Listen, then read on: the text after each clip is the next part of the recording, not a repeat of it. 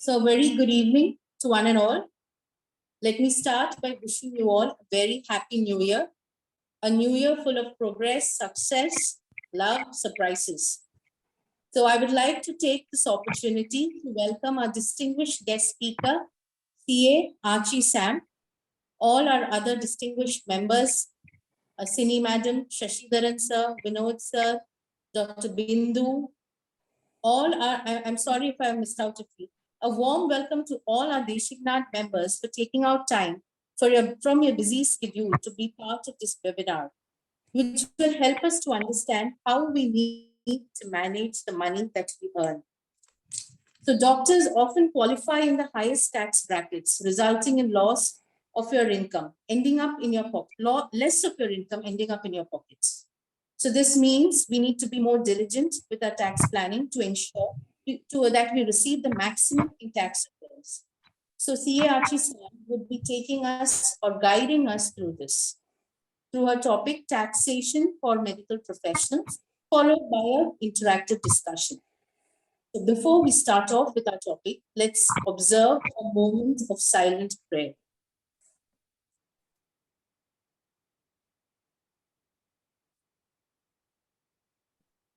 Now, I would like to request Dr. Bindu Mary Francis to please introduce the speaker.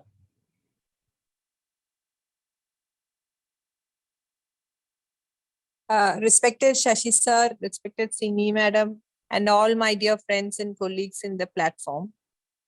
It's indeed a great privilege for me to be a part of this organization. And in fact, Dr. Rachel has arranged a very relevant discussion today. And we have an eminent speaker who has spared her time for us. She is none other than CA Aachi Sam. She completed her schooling abroad in Kuwait, and after which she did her articleship. After her degree, she did her articleship with Ms. K. Verghese and Company, and she qualified FCA Fellow Chartered Accountant in 2012. 11 years of diversified practice and experience is what brings her here with us today. And she's a partner of KV Verghese and Company, which is a 9-partner office at Kochi and with many branches at Kollam, Calicut, Trivandrum, Coimbatore. So she also holds a diploma in information systems audit, and she has completed various certificate courses conducted by ICI. So I think this is a very good opportunity for all of us. And with pleasure, I introduce and invite the speaker of the day. Over to Dr. Rachel.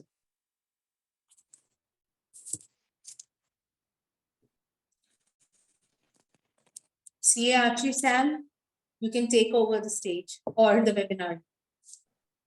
Thanks a lot. Am I audible? Yes, yes. Yes, you are. Thanks a lot, Dr. Rachel, and thanks a lot, Dr. Bindu, for your beautiful words. The introduction was good. Thanks a lot. And I'm surprised that there are like 22 participants. In spite of the busy schedule, it's surprising to see the lady doctors actually took their time to be a part of this webinar.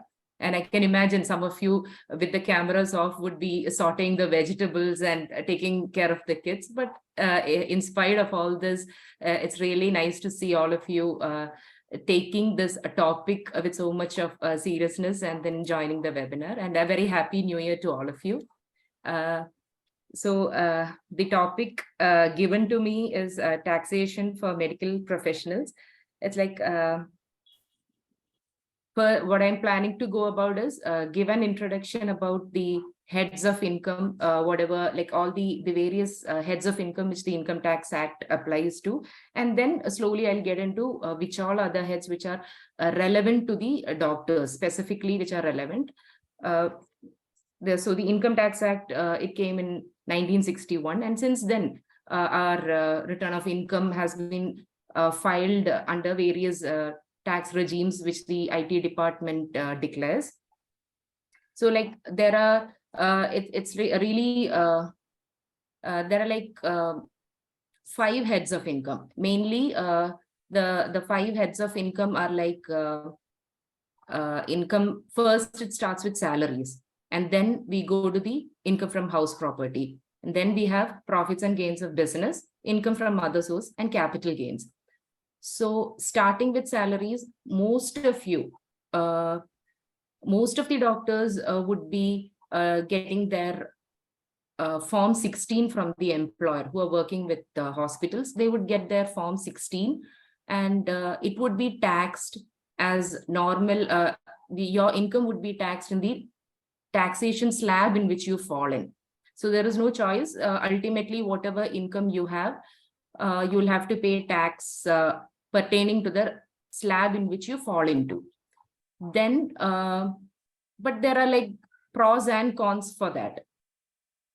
When it comes to salaries, the pros is that the risk is less. But if you are a person who is into too much of investment like purchasing a vehicle on loan, or purchasing a house on loan, or doing any kind of loan activities, and who is into capital gains and things like that, then the salaries would not be an apt head for those kind of people. But depends on the employer. If the employer insists that they give you Form 16 under Section 192, then you have to follow that. Then we come to income from house property. This is wherein you have to declare your rental income. If you have any rental income, you can show that. Then you can, if you have taken any house loan on any housing loan, you can claim up to 2 lakh interest. You can get a deduction under this head. And then apart from that, you get 1,50,000 in ATC also. That I'll come to it later. Then under profits and gains of business or profession is where most of the doctors are covered, where some of you would be getting your getting your income from your employer as 194J. It will be as a professional fee. That is when normal taxation and presumptive taxation comes into picture. Then we have income from other sources, wherein your SB, savings bank interest, your FD interest, and anything which is not covered under salaries, house property, or business would come under income from other sources. Then lastly, we have the capital gains. Capital gains is when it is in simple language, if you buy a house in 2001 and if you sell it in 2003 or 4, the difference, whatever difference is there, that is the selling price minus the purchase price, that is your gain.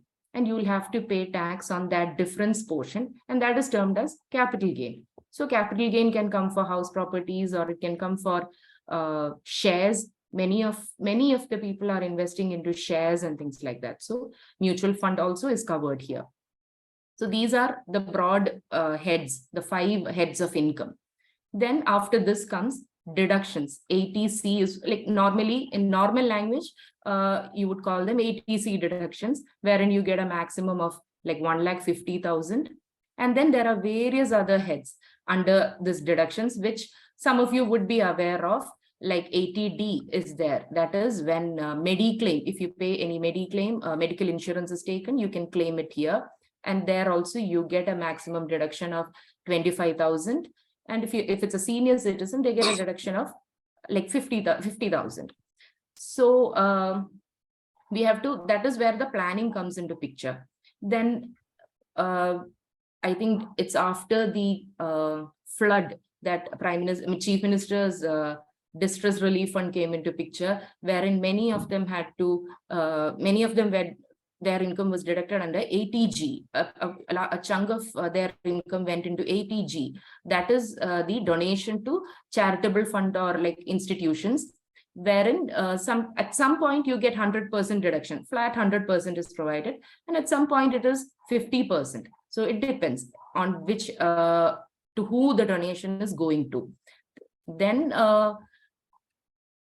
apart from that, when you declare, in the beginning, I told you about income from other sources, wherein your savings bank interest is covered. So at that point, you can get a deduction up to 10,000 under the normal deductions. So these are some points where some people miss out while filing their return of income. So their savings bank interest, you get a deduction of 10,000, up to 10,000, you get a deduction. So you can claim that. And then there is ATU. If a person is having disability, that person can get up to 75,000. Or if it is if the disability is like 80% or more, they get a deduction of like 1,25,000. Then these are the various heads, various deductions. And after this come the total income, and you are taxed on the total income depending on the slab in which you fall in. Then for doctors, mainly there is a new practice of presumptive taxation, wherein if your professional fee, that is under 194J, if you're getting less than 50 lakhs, you have an option to declare 50% or more and close your taxation. So in a way, it's easy for some people, for those people who find it very difficult to maintain their books of accounts. For them, presumptive taxation is a saver. But there also, you have to take your investments into consideration. That is when the entry of a chartered accountant comes into picture. Because many of the doctors whom we know, who are our clients, had initially did their tax filing with consultants who were not chartered accountants. So it was difficult for them to finally get out of trouble, because eventually the income tax department would come up with some kind of a notice wherein some income was not disclosed, and it was not easy for them to get out of that. So it is always better that you consult a chartered accountant and file your return of income properly, in the proper manner, disclosing all your income, because right now it is not easy to say that okay, we can actually not show this income, because IT department has proper control of whatever income you have with you. Since our PAN is with the bank, whatever transactions we do with the bank is very open now. The bank manager just discloses everything. They file returns. They have SFT filing. So with the help of SFT filing, whatever transactions happen in your current account or your savings bank account, everything goes to the RBI and go to the income tax department. And that's how they issue notices to the assessee. So it is not easy to get out of all this once you get into a trouble. So it's better you discuss with an experienced CA before filing the return of income. Then presumptive taxation, it's a huge topic. So I think, Dr. Rachel, I think it's better we go interactive from now, because this is the point where doubts can be cleared, because income tax is like a huge area. If I start, I can't finish within one hour or something. So it's better we go interactive. So whoever has any doubt in particular, I'll try my best to clear it. And if it is of a serious issue, I'll try to clear it some other day by taking an appointment or something like that. Yeah. So if the webinar is open for discussion, so if anybody has any doubts, you're free to ask CA Aachi, or you can even put it down in the chat.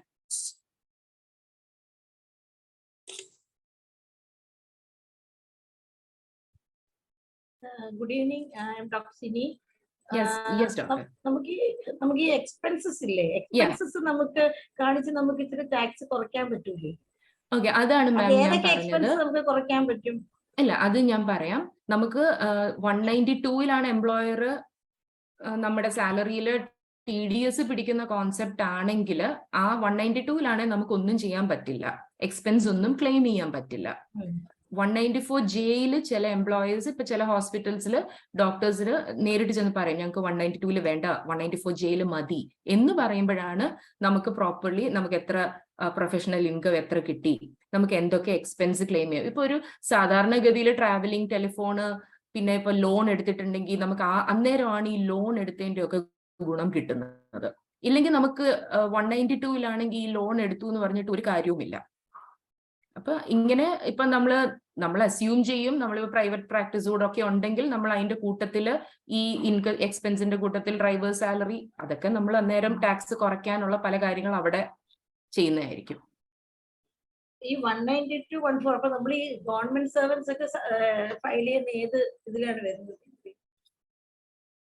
ഗവൺമെന്റിൽ വരുമ്പോ 192-ലേ വരാറുള്ളൂ, 192-ലേ വരത്തുള്ളൂ. അപ്പൊ നമുക്ക് മറ്റു പ്രയോജനമില്ല, വലിയ പ്രയോജനം ഇല്ല. കാരണം നിങ്ങൾക്ക് ഗവൺമെന്റില് ക്ലിയർ റൂൾസ് ആണ്. അത് മന്ത്ലി ഇത്ര വെച്ച് പിടിക്കുക പറയാ, ലാസ്റ്റ് മന്ത് ആവുമ്പം ഒരു കമ്പ്യൂട്ടേഷൻ കൊടുക്കുക, എല്ലാം കൂടെ എത്ര പിടിക്കേണ്ടതെന്ന് വെച്ചാൽ അത് ഒരുമിച്ച് ഒരു അങ്ങനെ നമുക്ക് ചെയ്യാൻ പറ്റത്തുള്ളൂ. 192-ലാണെങ്കിൽ നമുക്ക് ടാക്സേഷൻ കുറയ്ക്കാന്ന് പറയുന്ന ഓപ്ഷൻസ് ഇല്ല. ഒരു ക്ലിയർ കട്ട് രീതിയാണ് 192-ൽ നടക്കുന്നത്. കൂടുതൽ കളികളൊന്നും അതിലില്ല. അത് അന്നേരം നമ്മളൊരു വെഹിക്കിൾ ലോൺ എടുത്തു എന്ന് പറഞ്ഞുകൊണ്ട് നമുക്ക് ഒരു ഗുണവുമില്ല. നമുക്ക് ആ ലോൺ നമുക്ക് അതുകൊണ്ടല്ലേ ഞങ്ങൾ സാലറിയുടെ ആൾക്കാരാണ് ഏറ്റവും കൂടുതൽ ടാക്സ് കൊടുക്കുന്നതെന്ന് ഞങ്ങൾ അവകാശപ്പെടുന്നത്. അതെ, ഗവൺമെന്റിന് ആവശ്യമാണ് നിങ്ങളെ പോലെ ഉള്ളവർക്ക്, നിങ്ങളെ പോലെ ഉള്ളവരെ ആവശ്യമാണ്. 4.5 മാസം 5 മാസത്തെ സാലറി ഇപ്പൊ ടാക്സ്. എനിക്ക് മനസ്സിലാക്കാം, കാരണം ഞങ്ങളും ഇതേ ഡോക്ടേഴ്സ് വരാറുണ്ട് ഞങ്ങളുടെ അടുത്ത്. 192-ൽ പിടിച്ചവരെ എവിടെയെങ്കിലും ഒന്ന് കുറയ്ക്കാൻ പറ്റുമോ എന്ന് നോക്കും. നമുക്കൊന്നും ചെയ്യാനില്ല, കാരണം ആ ലിമിറ്റേഷൻസ് ഉണ്ട് ഒത്തിരി ആ 192. അപ്പം 192-ൽ വരുന്നതാണ് ഫോം 16 എന്ന് പറയുന്നത്. പലരും ചോദിക്കുന്ന ഡൗട്ടാണ് ഫോം 16 എന്തുവാ, ഫോം 16A എന്തുവാ. ഫോം 16 ഇഷ്യൂ ചെയ്യുന്നത് സാലറി ഉള്ള കേസസിലാണ്. ഫോം 16 ഇഷ്യൂ ചെയ്യുന്നത് നമ്മൾ TDS റിട്ടേൺ ഇപ്പൊ 4 ക്വാർട്ടറും TDS പിടിക്കുന്ന കേസസ് ആണ്. അവസാനത്തെ ക്വാർട്ടറിൽ മാത്രമേ ഫോം 16 ഇഷ്യൂ ചെയ്യത്തുള്ളൂ. അത് എംപ്ലോയർ ഇഷ്യൂ ചെയ്യണം. കാരണം എംപ്ലോയർ പറയുകയാണ്, ഞാന് ഈ ആൾക്ക് 4 ക്വാർട്ടറും ആളുടെ കീഴിലായിരിക്കില്ല വർക്ക് ചെയ്യുന്നത്, വേറെ എവിടെയെങ്കിലും ആയിരിക്കാം. പക്ഷെ എവിടെ വർക്ക് ചെയ്താലും ഇപ്പൊ ഏപ്രിൽ മെയ് ജൂൺ എക്സ് എന്ന് പറയുന്ന എംപ്ലോയറുടെ കൂടെ ബാക്കി മന്ത് എല്ലാം വൈഡ് എടുത്താണ്. It is the responsibility of why to deduct to issue form 16. അപ്പൊ അതാണ് ഫോം 16-ഉം. ഇനി ഫോം 16A എന്ന് പറയുന്നത് നോൺ സാലറി കേസസ് ആണ്. അത് 194J വരുന്നിടത്ത്. 194J 194A എന്തും 192 അല്ലാത്ത എന്തും വരുന്നതാണ്, നോൺ സാലറിയിൽ വരുന്നതാണ് ഫോം 16A. ഇപ്പം ബാങ്കിന്റെ നമ്മൾ FDയിൽ ഇൻട്രസ്റ്റ് നമുക്ക് കാണും, ബാങ്കുകാർ അതിൽ TDS ടാക്സ് പിടിക്കും. ബിക്കോസ് ബാങ്ക്സ് അവർക്ക് നിയമമാണ് 10% പിടിക്കണം എന്നുള്ളത്. ഈ 10% പിടിച്ചു കഴിയുമ്പോൾ അവരെല്ലാ ക്വാർട്ടറിലും റിട്ടേൺ ഫയൽ ചെയ്യും. ആ ഫയൽ ചെയ്യുമ്പോൾ എല്ലാ ക്വാർട്ടറിലും ഇഷ്യൂ ചെയ്യുന്നതാണ് ഫോം 16A. ഇപ്പൊ 94Jക്കാർക്ക് മാത്രമാണ് ഫോം 16A വരുന്നത്. പിന്നെ അല്ലാത്ത കേസസിലും വരും 94. ഇപ്പൊ ഇൻഷുറൻസ് കമ്മീഷൻ കിട്ടുന്നവർക്ക് 16A ആണ്. സാലറിക്കാർക്ക് മാത്രമായിട്ടുള്ളതാണ് ഫോം 16 എന്ന് പറയുന്നത്. ഇപ്പൊ എനിക്കൊരു ചാറ്റിൽ ഒരു ഡൗട്ട് വന്നതാണ്, what's the difference between 194J and 16A? അത് ഡിഫറൻസ് അല്ല. ഫോം 16A എന്ന് പറയുന്നതാണ് ടാക്സ് പിടിച്ചു എന്നുള്ളതിന്റെ certificate which the employer is issuing to the employee. ഇപ്പൊ 94J is the section. Various sections ഉണ്ട്. ഇപ്പൊ ബാങ്ക് ഇൻട്രസ്റ്റിന് 194A, കൺസ്ട്രക്ഷൻ കോൺട്രാക്ടിന് 94C, ബാങ്ക് ഇൻട്രസ്റ്റിന്, അങ്ങനെ പലതിനും, ഡിവിഡൻസിന് വേറൊരു സെക്ഷനാണ്. അപ്പൊ നമുക്ക് 16A ആണ് നമ്മൾ എംപ്ലോയറിന്റെ അടുത്ത് ചോദിക്കേണ്ടത്. ഇപ്പൊ എല്ലാ ക്വാർട്ടർ കഴിയുമ്പോഴും നമ്മുടെ സാലറിയിൽ നിന്ന് 10% അവർ പിടിക്കുന്നുണ്ട്. ബട്ട് നമുക്ക് പ്രൂഫില്ല. 26 AS എന്ന് പറയുന്ന ഒരു സ്റ്റേറ്റ്മെന്റ് നമ്മുടെ ഇൻകം ടാക്സ് ലോഗിനിൽ കയറിയാൽ നമുക്ക് കാണാൻ പറ്റും. ബട്ട് ഇഫ് നോട്ട്, നമുക്കത് ഓപ്ഷൻ ഇല്ല, നമുക്ക് എപ്പോഴും അത് ഓർക്കണം എന്നില്ല. സോ നമ്മൾ ക്ലിയർ ആയിട്ട് എംപ്ലോയറിന്റെ അടുത്ത് പറയണം, എനിക്ക് എൻ്റെ ഈ April May June first quarter 4 ക്വാർട്ടേഴ്സിലായിട്ടാണ് TDS return file ചെയ്യുന്നത്. സോ നമ്മൾ റിക്വസ്റ്റ് ചെയ്യണം, എൻ്റെ ഫോം 16 എനിക്ക് തരണം. അപ്പൊ അതിൽ ക്ലിയർ ആയിട്ട് കാണും ഈ 3 മാസത്തെ സാലറി എത്രയായിരുന്നു and how much was the tax deducted. അപ്പൊ നമുക്ക് ക്ലിയർ ആയി നമ്മുടെ പാനിൽ തന്നെ ഇത് വന്നു എന്നുള്ളത്. Because most of the cases what happens is return file ചെയ്യുന്ന സമയത്ത് ചിലപ്പം 12 മാസത്തില് 9 മാസത്തേതേ കാണത്തുള്ളൂ 26 ASൽ, ബാക്കി 3 മാസം കാണത്തില്ല. അത് TDS റിട്ടേൺ ഫയൽ ചെയ്യുമ്പോൾ ഉണ്ടാവുന്ന തെറ്റുകൊണ്ടാണ് അത് സംഭവിക്കുന്നത്. ഒരു പാനിൽ ഒരക്ഷരം മാറിയാൽ മതി, കറക്റ്റ് ആളുടെ അവിടോട്ട് ആ TDS വന്ന് വീഴത്തില്ല. സോ അന്നേരമാണ് കോംപ്ലിക്കേഷൻസ് വരുന്നത്. അപ്പൊ പിന്നെ TDS റിട്ടേൺ കറക്റ്റ് ചെയ്യാൻ പോകണം. ഇതെല്ലാം എംപ്ലോയറിനെ നമ്മൾ പിന്നീട് അറിയിക്കണം. സോ എല്ലാ ക്വാർട്ടേഴ്സിലും നമ്മൾ ചോദിച്ച് മനസ്സിലാക്കി കഴിഞ്ഞാൽ വലിയ പ്രശ്നമില്ല, നമുക്ക് കറക്റ്റ് ആയിട്ട് അറിയാം നമ്മുടെ 4 ക്വാർട്ടേഴ്സിൽ ഇത്ര പിടിച്ചിട്ടുണ്ട്. അപ്പൊ 94Jയിൽ വരുന്നവർക്കാണ് കൂടുതൽ ബെനിഫിറ്റ്സ് ഉള്ളത്. കുറെയൊക്കെ അവർക്ക് ടാക്സ് പ്ലാൻ ചെയ്യാം, എങ്ങനെ ഇൻവെസ്റ്റ്മെന്റ്സ് പ്ലാൻ ചെയ്യാം. ഇപ്പൊ ഈ വർഷം എത്രയാണ് എന്റെ ക്യാഷ് ബാലൻസ്, എത്ര ബാങ്ക് ബാലൻസ് ഉണ്ട്, ഇനി ഞാൻ അടുത്ത വർഷത്തേക്ക് എന്തൊക്കെ ചെയ്യാൻ പറ്റും, എന്തിൽ ഇൻവെസ്റ്റ് ചെയ്യാൻ പറ്റും, അങ്ങനെയൊക്കെയുള്ള നമുക്ക് 94J-കാർക്ക് ഇച്ചിരി ഒരു അഡ്വാൻറ്റേജ് ഉണ്ട്. Aachi, yeah. how do you decide who goes into 192 and 194J? ഇപ്പം ഡോക്ടർ ബിന്ദു മേരിയാൻ തോന്നുന്നു എന്നോട് ചോദിച്ചത്, ഗവൺമെന്റിൽ ദർ ഇസ് നോ ചോയ്സ്, അവർ ഫോം 16 തന്നെയാണ് ഇഷ്യൂ ചെയ്യുന്നത്. അതിനകത്ത് ഡോക്ടർ ബിന്ദു അല്ല, ഡോക്ടർ സിനി എന്ന് പറഞ്ഞ either one of you. അപ്പൊ അവിടെ ഒരു ഓപ്ഷൻ ഇല്ല, ഗവൺമെന്റിൽ അത് ക്ലിയർ കട്ടാണ്. ആക്ച്വലി ഈയിടെ കഴിഞ്ഞ കൊല്ലം എന്ന് തോന്നുന്നു എറണാകുളത്തെ ആസ്റ്ററിലും അവിടുത്തെ മെഡിക്കൽ ട്രസ്റ്റിലാന്ന് തോന്നുന്നു ഭയങ്കരമായിട്ട് ഇൻകം ടാക്സിന്റെ ഒക്കെ കുറെ റെയ്ഡ്സ് നടന്നു എന്ന് ഞാൻ അറിഞ്ഞു. എനിക്ക് പേഴ്സണലി ആരെയും അങ്ങനെ പരിചയമില്ല. ഇതുപോലെ 92-ലല്ല 94J-യിൽ പിടിക്കുന്നു എന്നൊക്കെ പറഞ്ഞുകൊണ്ട്, ബിക്കോസ് 94J-യിൽ പിടിച്ചുകൂടാ. പക്ഷെ ഇതങ്ങനെ ഇൻകം ടാക്സ് ആക്ട് അങ്ങനെ ക്ലിയർ ആയിട്ട് അങ്ങനെ പറയുന്നില്ല ഗവൺമെന്റിൽ. പക്ഷെ അത്ര ഓപ്ഷൻസ് ഇല്ല, കാരണം നമ്മളൊരു എഗ്രിമെന്റില് ഡോക്ടേഴ്സിനെ എടുക്കുമ്പോൾ തന്നെ അതൊരു സാലറി ഹെഡിലോട്ടാണ് അവര് ചെന്ന് വീഴുന്നത്. അതേസമയം മറ്റു ഹോസ്പിറ്റൽസിൽ ആ agreement is A different thing. അത് 94J-യിൽ എടുക്കാം എന്നുള്ളത്, അല്ലെങ്കിൽ the doctor it self informs the employer, എനിക്ക് 194J-യിൽ മതി എന്ന് പറഞ്ഞു കഴിയുമ്പോൾ 10% ഫ്ലാറ്റ് ആണ്, എല്ലാ മാസവും 10% ഡിഡക്ട് ചെയ്തുകൊണ്ടിരിക്കും. അൾട്ടിമേറ്റ്ലി എന്തോ വന്നാലും നമ്മൾ റിട്ടേൺ ഫയൽ ചെയ്യുന്ന സമയത്ത് ബാക്കി പ്ലസ് ആണോ, ഇനിയും നമുക്ക് റീഫണ്ട് ആണോ കിട്ടുന്നത്, അതോ വീണ്ടും ടാക്സ് അടയ്ക്കണോ എന്നുള്ളത് we look into it. അതും റിട്ടേൺ ഫയൽ ചെയ്യുന്ന സമയത്തുള്ള കാര്യമാണ്. ഹൂ ഡിസൈഡ്സ് എന്നുള്ളത് for non government doctors I think there is a choice to demand എനിക്ക് ഇത് തന്നെ വേണം എന്ന് നമുക്ക് പറയാം. ഞാനൊരു ഡൗട്ട് ചോദിച്ചോട്ടെ. Yes ma'am. അപ്പൊ നമ്മള് ഈ സാലറീഡ് ആയിട്ടുള്ള നമ്മളിപ്പം ഗവൺമെന്റ് സർവൻസ് ഓഫീസസിൽ നമ്മൾ സാലറി ആയിട്ടുള്ള ഇൻഡിവിജ്വൽസിന് നമുക്ക് ഈ റിബേറ്റിന്റെ കാര്യങ്ങളൊക്കെ പറഞ്ഞപ്പോ ഈ HRA ഡിഡക്ഷൻ ഉണ്ടോ? ഓക്കെ, അപ്പൊ അതിന് നമ്മള് നമ്മുടെ DDOs ആണ് ഞങ്ങൾ അത് അന്ന് തന്നെ അത് കൊടുക്കണം. നമ്മൾ റിട്ടേൺ ഫയൽ ചെയ്യുന്ന സമയത്ത് തന്നെ HRAക്ക് ഒരു സ്ലാബ് ഉണ്ട്. എന്ന് വെച്ചാൽ നമുക്ക് എത്ര റെന്റൽ ഇൻകം നമുക്ക് HRA എത്ര തരുന്നു, നമ്മൾ എത്ര അടയ്ക്കുന്നു. അപ്പൊ ഇതൊരു സ്ലാബ് വെച്ചാണ് ഒരു ലോവർ ഓഫ് 3 ഉണ്ട്, അതൊരു വർക്കിംഗ് ആണ്. ആ ലോവസ്റ്റ് ഓഫ് 3-ലെ നമുക്ക് കിട്ടത്തുള്ളൂ. അപ്പൊ അതെല്ലാം നമ്മൾ ലാസ്റ്റ് ഒരു Jan-Feb ആകുമ്പം മിക്ക ഗവൺമെന്റ് സെക്ടേഴ്സിൽ വർക്ക് ചെയ്യുന്നവരോടും പറയും ഒരു ആന്റിസിപ്പേറ്ററി സ്റ്റേറ്റ്മെന്റ് കൊണ്ടുവരാൻ, so that they can deduct the tax ലാസ്റ്റിൽ എന്ത് വരുന്നു എന്നുള്ളത്. ഞാൻ ചോദിക്കുന്ന നമുക്ക് അതിന്റെ പ്രൂഫ് നമുക്ക് ചോദിക്കാമല്ലോ, ചുമ്മാതെ ആള് ഡിക്ലെയർ ചെയ്യുന്നത് നമ്മൾ അങ്ങ് എടുക്കാൻ പറ്റുമോ എന്ന് ഞാൻ ചോദിക്കും. Can we ask as an officer, as a drawing officer, can we ask for a proof? അത് against the rule ആവുമോ? Because lot of issues are going on, like നമ്മള് ഹലോ കേക്കാമോ?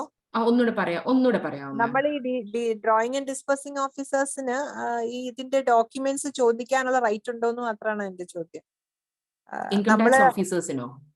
അല്ല, ഞങ്ങള് ഡ്രോയിങ് ഓഫീസേഴ്സ് ആണ്. വി ആർ ഡ്രോയിങ് അതെ ma'am, അത് ചോദിക്കാൻ റൈറ്റ് ഉണ്ട്. നിങ്ങൾ HRA നിങ്ങൾക്ക് തരുന്നുണ്ടെങ്കിൽ നിങ്ങൾ റെന്റ് അടയ്ക്കുന്ന, നിങ്ങൾ എത്രമാത്രം റെന്റ് കൊടുക്കുന്നു എന്നുള്ളതിന്റെ റെസീപ്റ്റ് നിങ്ങളുടെ അടുത്തുനിന്ന് ചോദിച്ചാലേ അവർക്ക് നിങ്ങൾക്ക് എത്രത്തോളം HRA എലിജിബിൾ ആണ് എന്നുള്ളത്, അവർക്ക് സാലറി ഫോം 16 ഇഷ്യൂ ചെയ്യുന്നതിന് മുൻപ് they have to be aware of all this. കാരണം ഫൈനലി ഈ ഫോം 16 ആയിരിക്കും ബേസ് റിട്ടേൺ ഫയൽ ചെയ്യുന്നതിന്. അപ്പം പണ്ട് ലൈക്ക് 2-3 years ബാക്ക്, പണ്ടെന്ന് പറയുമ്പോൾ ഞാൻ 2-3 years back it was easy. Form 16-ലെ കുറച്ച് ഫിഗേഴ്സ് അങ്ങോട്ടും ഇങ്ങോട്ടും മാനിപ്പുലേറ്റ് ഒക്കെ ചെയ്ത് റിട്ടേൺ ഫയൽ ചെയ്യാമായിരുന്നു. അന്ന് വലിയ കണക്ഷൻ ഇല്ലായിരുന്നു. ഒരു എന്താ പറയുക, നമ്മളിപ്പോ ഒരു 10 lakh ഇട്ട് കഴിഞ്ഞു, പക്ഷെ ആക്ച്വലി 12 lakh ആയിരിക്കും, കുറച്ചൊക്കെ പറ്റുമായിരുന്നു അവിടെ. പക്ഷെ ഇപ്പം ഒരു 2 വർഷമായിട്ട് പല യൂട്ടിലിറ്റീസ് ആണ് ഡിപ്പാർട്ട്മെന്റ് ഇറക്കിക്കൊണ്ടിരിക്കുന്നത്. എവിടെയെങ്കിലും ഒരു ഫിഗറിൽ ഒരു ചേഞ്ച് വരുത്തുമ്പോഴേ ഒരു നോട്ടീസ് പോലെ ചെറുതായിട്ട് നിങ്ങളുടെ ഇൻകം ടാക്സ് ലോഗിനിൽ വന്ന് വീഴും. ഓക്കെ, നിങ്ങളുടെ എംപ്ലോയർ പറയുന്നു ഇത്രയേ ഉള്ളൂ, പക്ഷെ നിങ്ങൾ പറയുന്നു അതിലും കുറവാണ്. ഇപ്പൊ ഗവൺമെന്റിന് കൂടുതൽ നമ്മൾ അടയ്ക്കണം. എംപ്ലോയർ 3 ലക്ഷം പറഞ്ഞുള്ളൂ, പക്ഷെ നമ്മൾ 5 ലക്ഷം അടച്ചെന്ന് പറഞ്ഞാൽ അവർക്ക് ഒരു പ്രശ്നവും ഇല്ല, ദേ ആർ ഹാപ്പി. പക്ഷെ എംപ്ലോയർ 5 പറഞ്ഞിട്ട് നമ്മൾ 3 ചെയ്തുള്ളെങ്കിൽ ഡിപ്പാർട്ട്മെന്റ് അപ്പോഴേ ചോദ്യമായിട്ട് വരും. യുവർ എംപ്ലോയർ ഇസ് ടെല്ലിംഗ് അവർ സാലറി തന്നത് 5 ലക്ഷം, പക്ഷെ you are declaring only 3 lakh. Why? നമ്മൾ അത് എക്സ്പ്ലെയിൻ ചെയ്യണം. HRA ഒക്കെ അവർ ചോദിക്കുന്നുണ്ടെങ്കിൽ വിൽ ഹാവ് ടു പ്രൊവൈഡ്. പിന്നെ ആ ആന്റിസിപ്പേറ്ററി കൊടുക്കുന്ന സമയത്ത് എല്ലാ ഡോക്യുമെന്റ്സും കൊടുത്ത് കറക്റ്റ് ആയിട്ട് ചെയ്തില്ലെങ്കിലാണ് ഫോം 16 പ്രോപ്പർ ആവാത്തത്. And then you may end up paying huge amount of tax. ആവശ്യമില്ലാതെ നമ്മുടെ സാലറിയിൽ നിന്ന് അത്രയും ടാക്സ് പോകും. പിന്നെ നമ്മൾ റിട്ടേൺ ഫയൽ ചെയ്യാൻ പോയി റീഫണ്ട് ക്ലെയിം ചെയ്യാൻ നിൽക്കുന്ന it is not easy. Aachi, there is a question in the chat box. Within 192, can we enter the expenses for dependent parents, including medical, NSC, and how much can we claim? Dependent parents in the Mediclaim നമുക്ക് claim ചെയ്യാൻ പറ്റും.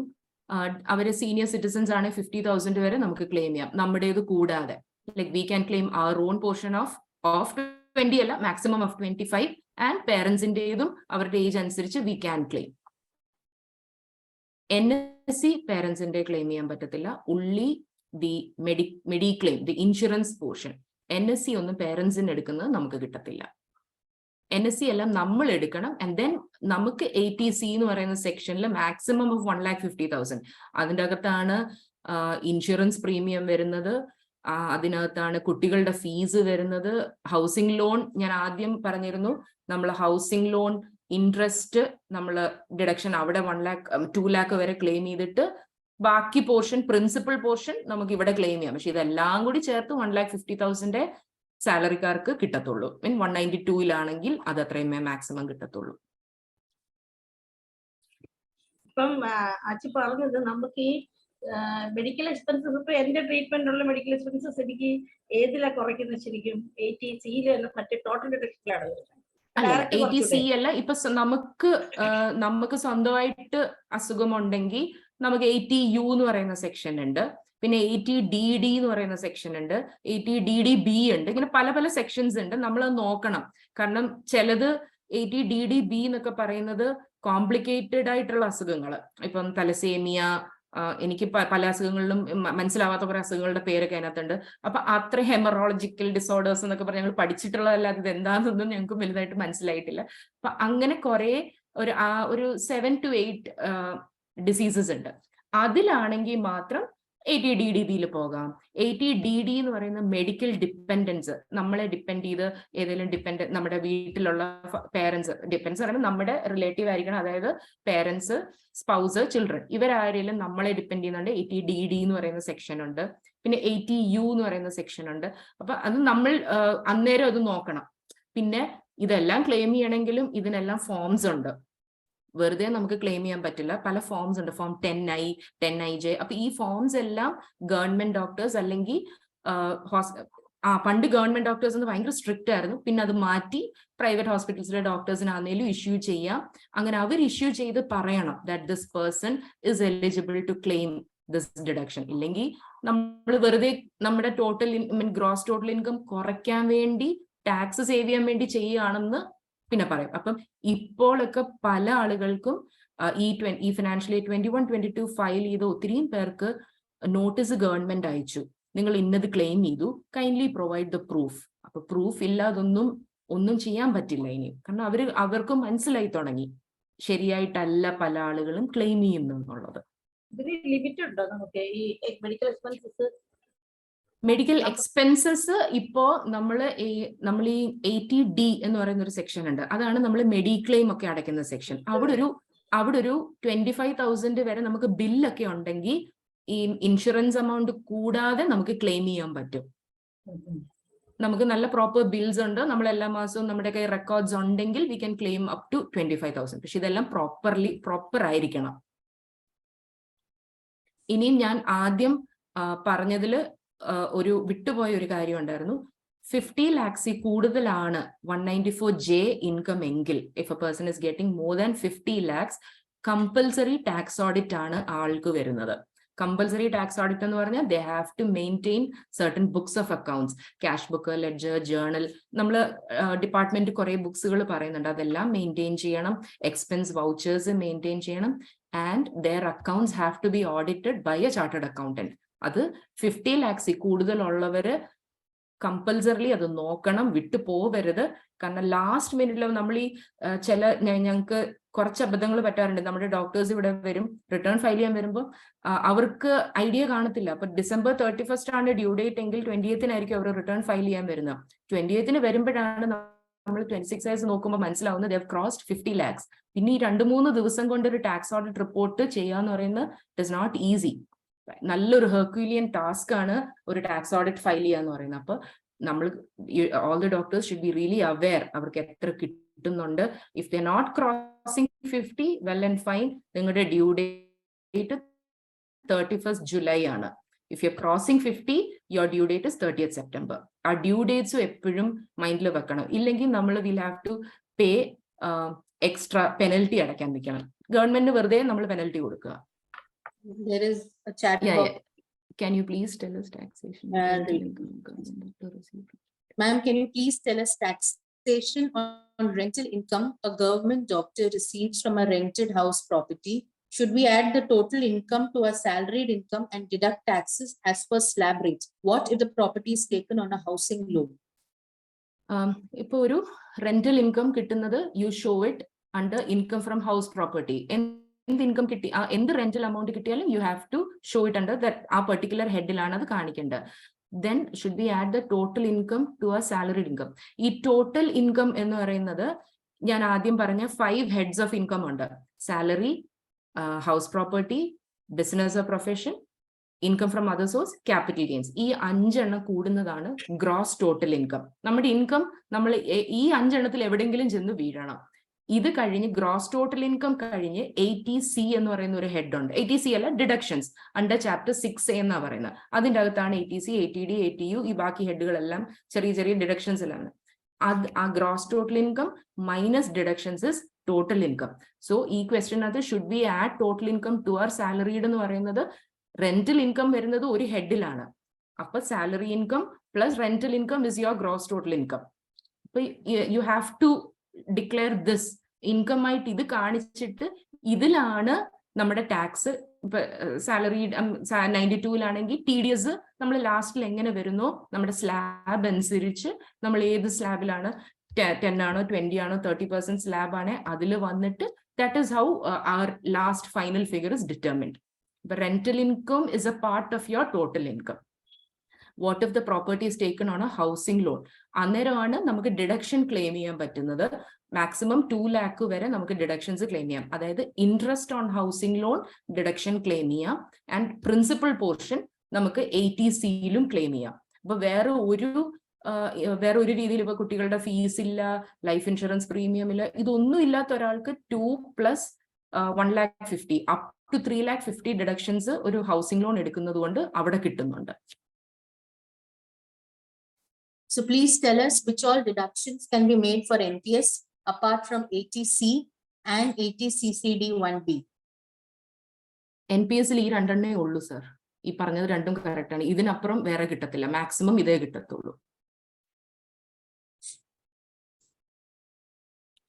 ആ 80CCD 1B എന്ന് പറയുന്നതാണ് നമ്മൾ excess വീണ്ടും നമ്മൾ കുറച്ച് അഡ്ജസ്റ്റ്മെന്റ് നമുക്ക് 80Cയിൽ ചെയ്താൽ നമുക്ക് ആ താഴോട്ട് 80CCD 1Bയിലോട്ട് അതിനെ കൊണ്ടുപോകാം.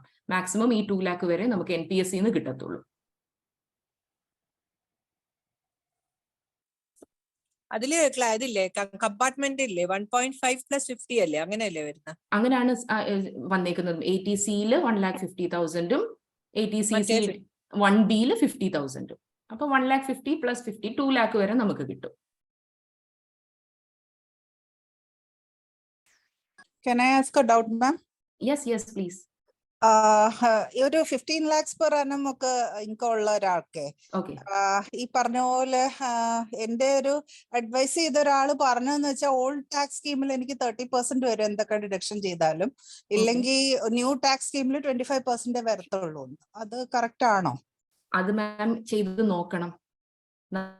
നമുക്ക് ഈ മാം എങ്ങനെ 194J 192-ലാണ് എങ്ങനെ ഇൻകം കിട്ടുന്നത് എന്നുവെച്ചാ സാലറി ആയിട്ടാണോ നോൺ സാലറി? സാലറി. അപ്പൊ സാലറിയിലാവുമ്പോൾ നമ്മൾ വർക്ക് ചെയ്ത് നോക്കണം. കാരണം ഈ റെജീം നമുക്ക് ഒറ്റയടിക്ക് ഇങ്ങനെ ബ്ലേറ്റന്റ് ആയിട്ട് നമുക്ക് പറയാൻ പറ്റില്ല ഒരാളുടെ അടുത്ത് okay this is good for you, this is bad for you എന്നുള്ള. നമ്മൾ വർക്ക് ചെയ്ത് കഴിയുമ്പം നമ്മൾ രണ്ടും കമ്പയർ ചെയ്യും. ഹൗസിംഗ് ലോൺ ഇല്ല, ബാക്കി എല്ലാം ഉണ്ട്. ഹൗസിംഗ് ലോൺ NPS ഇല്ല. ഈ ഒരു രീതിയിലും ATC ഡിഡക്ഷൻസ് ക്ലെയിം ചെയ്യാത്ത ഒരാള്, ഇതൊന്നും എന്താ പറയുക, ഡിഡക്ഷൻസ് ഒന്നുമില്ല, നമുക്ക് മെഡിക്കൽ ഇൻഷുറൻസ് ഇല്ല, നമുക്ക് ലൈഫ് ഇൻഷുറൻസ് അടയ്ക്കുന്നില്ല, ഇങ്ങനൊന്നും ഇല്ലാത്ത ഒരാൾക്ക് ന്യൂ റെജീം ചിലപ്പോൾ ഹെൽപ്ഫുൾ ആയിരിക്കും. കാരണം അവർക്ക് എന്തായാലും ഡിഡക്ഷൻസ് അല്ലെങ്കിലും ക്ലെയിം ചെയ്യാനില്ല.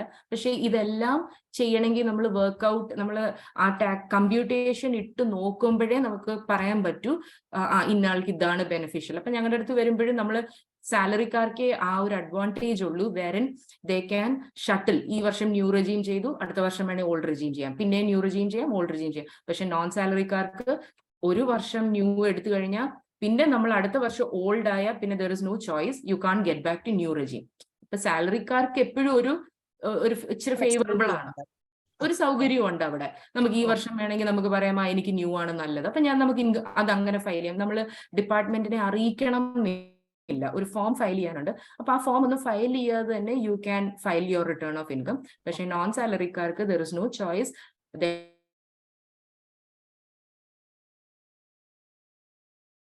പ്രോപ്പർ കൺസൾട്ടന്റ് നിങ്ങൾ വെച്ചില്ലെങ്കിലാണ് ഈ പ്രശ്നങ്ങൾ ഉണ്ടാവുന്നത്. നമ്മളിപ്പോ കൺസൾട്ടന്റ് വേറെ സാധാ ടാക്സ് പ്രാക്ടീഷണറോ വല്ലതും അവർ പറയും ഈ വർഷം നിങ്ങൾക്ക് ന്യൂ കൊള്ളാം, പിന്നെ അടുത്ത വർഷം ചിലപ്പോൾ ന്യൂ നമുക്ക് ബെനിഫിഷ്യൽ ആയിരിക്കത്തില്ല, പിന്നെ there is no going back.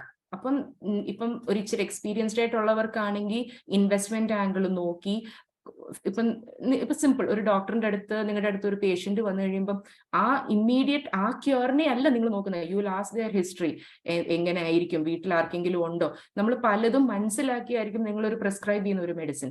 Similarly നമുക്ക് ആ ആംഗിളിലായിരിക്കും നമ്മൾ ആ ആളിനെ കാണുന്നത്. ഓക്കെ, നിങ്ങൾ അടുത്ത വർഷം അല്ലെ ആളുടെ വായിൽ നിന്ന് നമുക്ക് കിട്ടും അടുത്ത വർഷം ഒരു വീട് വെക്കാൻ പ്ലാൻ ഉണ്ട്, അപ്പൊ നമുക്ക് ചിന്ത വരും ഓക്കെ അടുത്ത വർഷം ദർ ഇസ് എ ചാൻസ് ഒരു ATC ലോൺ എടുക്കുവാണെങ്കിൽ അവിടെ ഡിഡക്ഷൻ ക്ലെയിം ചെയ്യാം. അപ്പൊ നമ്മൾ ആ ഒരു വൈഡ് സ്പെക്ട്രത്തിലൂടെയാണ് നമ്മൾ ഇതിനെ നോക്കുന്നത്. If car loan is taken, can we claim any expense under 192? No, ഒന്നും ചെയ്യാൻ പറ്റില്ല. 192 ഒരു എക്സ്പെൻസും ഇല്ല. എക്സ്പെൻസ് ക്ലെയിം ചെയ്യണമെങ്കിൽ 194J തന്നെ വേണം, എന്നാൽ മാത്രമേ നമുക്ക് ഇൻട്രസ്റ്റ് ഒക്കെ നമുക്ക് എക്സ്പെൻസ് ആയിട്ട് ക്ലെയിം ചെയ്യാം. അപ്പൊ അന്നേരം നമ്മൾ പ്രിപ്പയർ ചെയ്യുമ്പോൾ നമ്മൾ ഈ കാറ് നമ്മുടെ പേരിലാണ് കാറെങ്കിൽ will bring it in to our statement, profit and loss account, balance sheet ഒക്കെ പ്രിപ്പയർ ചെയ്ത് we bring it in to our accounts. നമ്മൾ ആ ഫ്യൂവൽ എക്സ്പെൻസ് ഒക്കെ ക്ലെയിം ചെയ്യാം, കാർ ലോൺ ഇൻട്രസ്റ്റ് ക്ലെയിം ചെയ്യാം, അതിന് ഇൻഷുറൻസ് അടയ്ക്കുന്നത് ക്ലെയിം ചെയ്യാം. സോ 192 ഇതില്ല. അതുപോലെ നമ്മൾ ഈ ഫിക്സഡ് ഡെപ്പോസിറ്റിന്റെ ഇൻട്രസ്റ്റും രണ്ടും രണ്ടായിട്ടാണോ കാണിക്കേണ്ടത്? യെസ്, നമ്മൾ റിട്ടേൺ ഫയൽ ചെയ്യുമ്പോൾ സേവിങ്സ് ബാങ്ക് ഇൻട്രസ്റ്റ് ഇപ്പൊ 8,000ഉം FD ഇൻട്രസ്റ്റ് നമുക്ക് ഇപ്പൊ 20,000 ഉണ്ടെങ്കിലും ഈ 8,000ഉം നമുക്ക് ഈ ചാപ്റ്റർ 6A ഡിഡക്ഷൻ എന്ന് ഞാൻ പറഞ്ഞല്ലോ ATCയുടെ, അവിടെ നമുക്ക് ആ 8,000 ഫുള്ളും നമുക്ക് ഡിഡക്ഷൻ കിട്ടും ബൈഫർക്കേറ്റ് ചെയ്ത് റിട്ടേൺ ഫയൽ ചെയ്യുവാണെങ്കിൽ. ഇല്ലെങ്കിൽ നമുക്കത് കിട്ടത്തില്ല. കറക്റ്റ് അതിന്റെ സെക്ഷനാണ് 80 TTA എന്ന് പറയുന്നത്. അപ്പൊ TTA ഓൺ ആവണമെങ്കിൽ നമ്മളെ കറക്റ്റ് സ്ഥലത്ത് കൊണ്ടിടണം.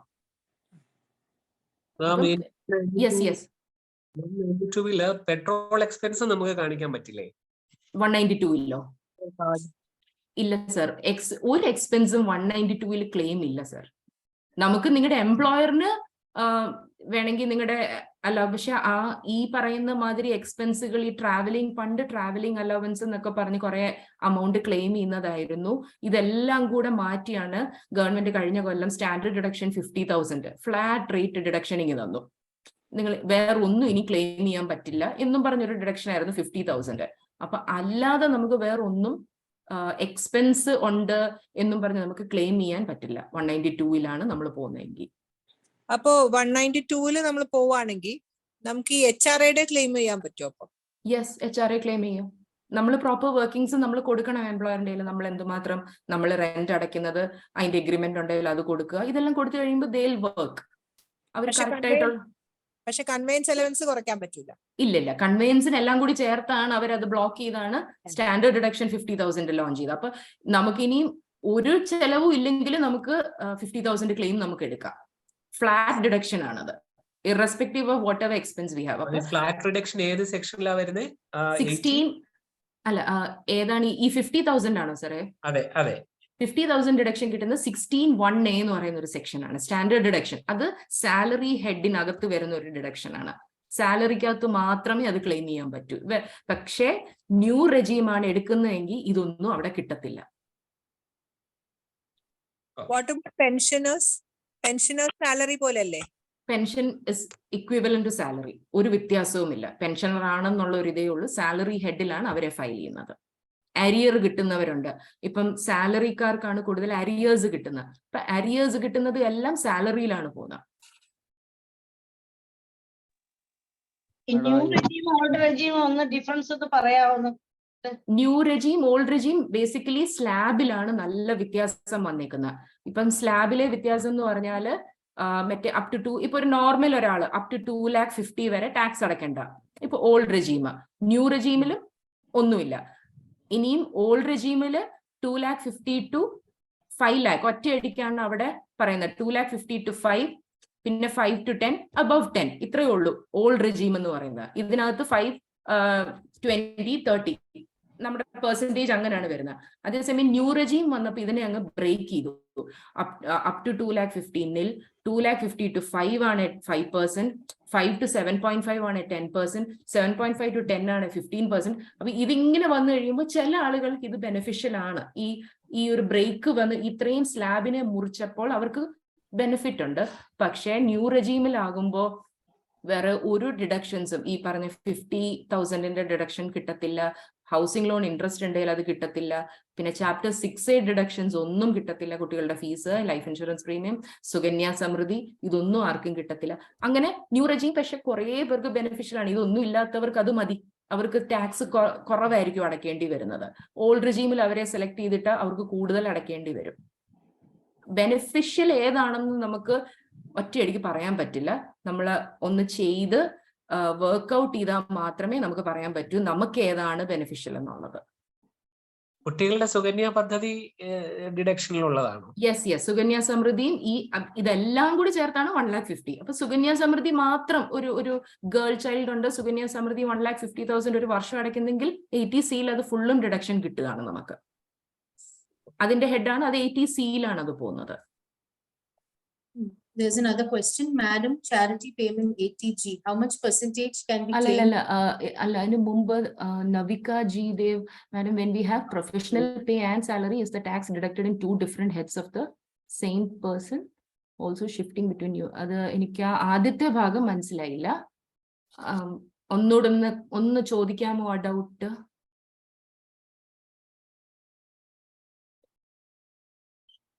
Is the tax deducted in 2 different heads of the same person? ഒറ്റയടിക്ക് എനിക്കിത് മനസ്സിലായതാണെങ്കിൽ പ്രൊഫഷണൽ പേ 194J ആണെങ്കിൽ profits and gains of business of profession എന്ന് പറയുന്ന ഹെഡിലായിരിക്കും അവരുടെ ആ ഇൻകം പോകുന്നത്.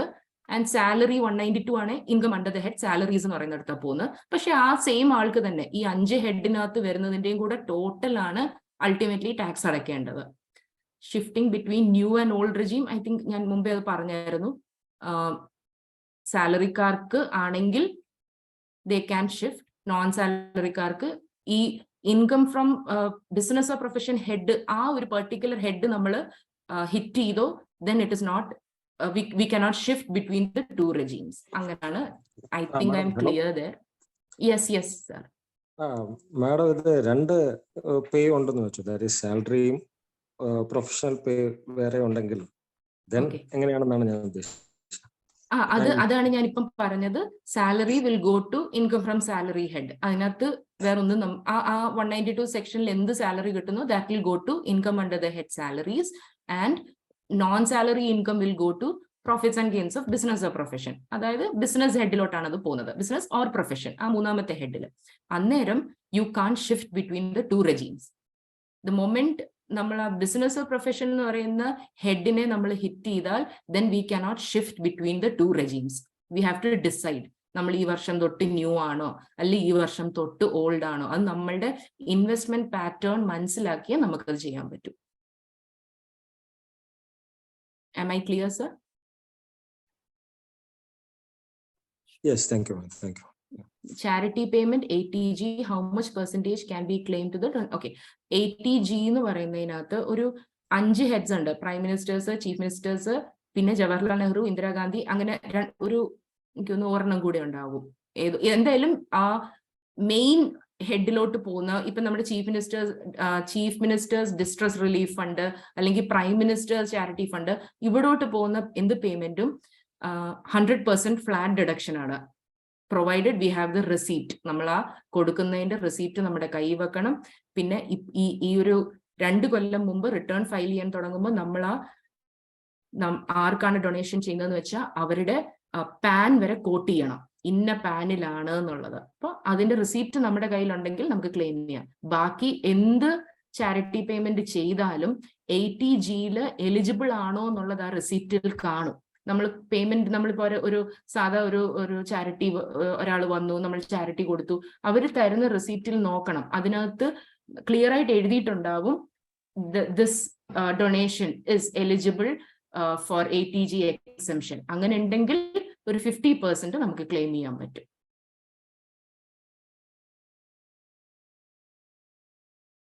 ഇതാണ് ഈ 100% ഓർ 50%. ഇവിടെ ഈ 2 ബൈഫർക്കേഷൻസേ ഉള്ളൂ 80Gക്കകത്തുള്ളത്. പക്ഷെ വെറുതെ ഡൊണേഷൻ കൊടുത്തിട്ട് നമുക്ക് പറയാൻ പറ്റില്ല ഞാൻ ഡൊണേഷൻ കൊടുത്തു എനിക്ക് ഇവിടെ 50 ക്ലെയിം ചെയ്യാൻ. അങ്ങനെ ചെയ്യാൻ പറ്റില്ല. That institution has to be registered എന്നാൽ മാത്രമേ നമുക്കും കിട്ടത്തുള്ളൂ. അവര് ഇൻകം ടാക്സ് ആക്ടില് 80Gയിൽ എലിജിബിലിറ്റി ആ ക്ലെയിം അവരെടുത്തിരിക്കണം.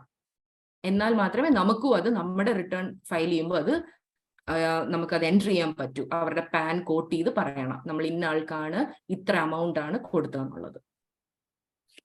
അതുപോലെ മാഡം അത് ക്യാഷ് പേയ്മെന്റ് പറ്റൂലല്ലോ, പറ്റുമോ? 2000 കൂടുതൽ പറ്റത്തില്ല. 2000 വരെ മാക്സിമമേ ക്യാഷ് പറ്റൂ. അതിനപ്പുറം നമ്മൾ അല്ലാതെ ഇലക്ട്രോണിക് രീതിയിലേ ചെയ്യാവൂ. കീപ്പ് ചെയ്താൽ മതിയല്ലോ. റെസിപ്റ്റ് നമ്മൾ കീപ്പ് ചെയ്യണം. അതാണ് ഞാൻ പറഞ്ഞത്, റിട്ടേൺ ഫയൽ ചെയ്യുന്ന സമയത്ത് നമ്മൾ അത് കയ്യിൽ വെച്ചിരിക്കണം.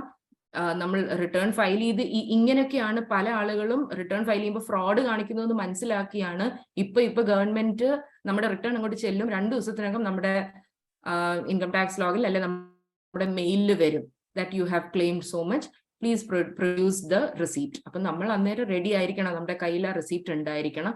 ഇല്ലെങ്കിൽ പിന്നെ അവരുടെ ഇഷ്ടത്തിനായിരിക്കും നമ്മൾ ഫ്രോഡ് കാണിച്ചു, പിന്നെ അവർക്ക് പിന്നെ എന്ത് പെനൽറ്റിയും കുറെ സെക്ഷൻസിൽ അവരങ്ങ് ഇമ്പോസ് ചെയ്യും. മാഡം അത് അപ്ലോഡ് ചെയ്യല്ലേ ചെയ്യണ്ട അങ്ങനെ പറയുമ്പോൾ? അന്നേരം മാത്രം ചെയ്താൽ മതി. അന്നേരം ചോദിക്കുന്ന സമയത്ത് മാത്രം അപ്ലോഡ് ചെയ്യുക. അതെല്ലാം ഇപ്പൊ ഓൺലൈൻ ആണ്. ഇപ്പൊ ഇവിടുത്തെ ഇൻകം ടാക്സ് ഓഫീസിൽ പോവുക, സബ്മിറ്റ് ചെയ്യുക, അങ്ങനത്തെ ഒരു സിസ്റ്റവും ഇല്ല. എല്ലാം ഫേസ്ലെസ് അസസ്മെന്റ് ആണ്. അവർ ഓൺലൈൻ നമ്മുടെ ആദ്യമേ എല്ലാവരും ചെയ്യേണ്ടത് അവരവരുടെ ലോഗിനിൽ കയറി നിങ്ങളുടെ ഇപ്പൊ യൂസ് ചെയ്യുന്ന ഇമെയിൽ ഐഡിയും യൂസ് ചെയ്യുന്ന മൊബൈൽ നമ്പറുമായിട്ട് നിങ്ങളുടെ പ്രൊഫൈൽ അപ്ഡേറ്റ് ചെയ്യണം.